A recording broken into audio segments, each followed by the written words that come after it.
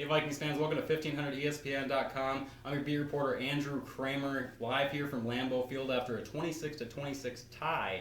And yes, it was as ugly in person as it looked on TV, I'm sure. Now, the first tie since 1978 also happened on this field for the Vikings that many years ago. And to give you a glimpse of how long ago that really was, none of the Vikings players on this current team are old enough to have seen that. The oldest player being Kevin Williams, was born in 1980, 2 years later. So it's been quite some time, and also for the old folks, Fran Tarkenton was the quarterback for that one in his last year, I believe. So it's been that long ago. Now, how did it become that no NFC North team won this week, even though two of them were playing each other on this very field?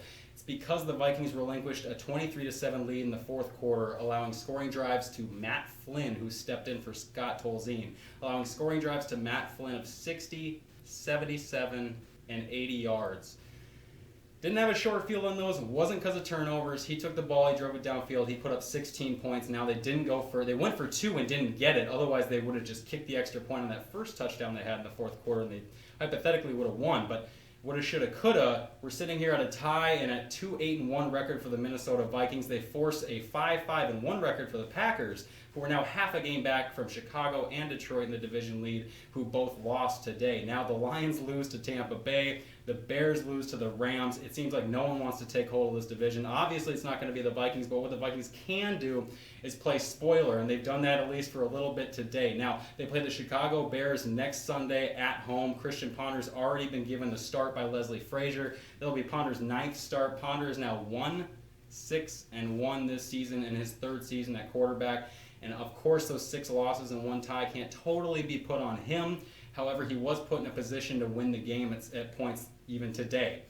Obviously, they went ahead and kicked a field goal. Each team kicked a field goal. They traded field goals to tie it in overtime on their first drives.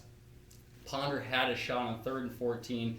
He throws it to Cordero Patterson. The end zone was wide open in the center. It looked like Devon House tipped that pass, and so Patterson had to kind of turn his body, adjust, bob it to hit it to himself, deflect it to himself, and then catch it. And by that time, he was already out of bounds. That's how close it was to the Vikings winning in overtime, and it should have been easier for them to win in regulation after they put up a season-high 232 yards rushing, and they still lose. Toby Gerhart put up 91 yards rushing on 8 carries in the fourth quarter and overtime, and they still can't get the win. And Christian Ponder, after he had, I believe his passer rating was somewhere in the park of 110, and that's about his second best this season, I believe. Now, after he had done that, they only called upon him to throw 4 times in the fourth quarter when he got that 23-7 lead. They kept giving the ball to Peterson. They kept giving the ball, to Peterson, who would get stopped. They didn't call on Ponder to throw to stretch the field, and then when they did, it was those extended throws down the field that he would, be just too far out in front of Patterson or whatnot, and he couldn't get into a rhythm again. So that's why the offense appeared to stall, or did stall, and that's appeared why.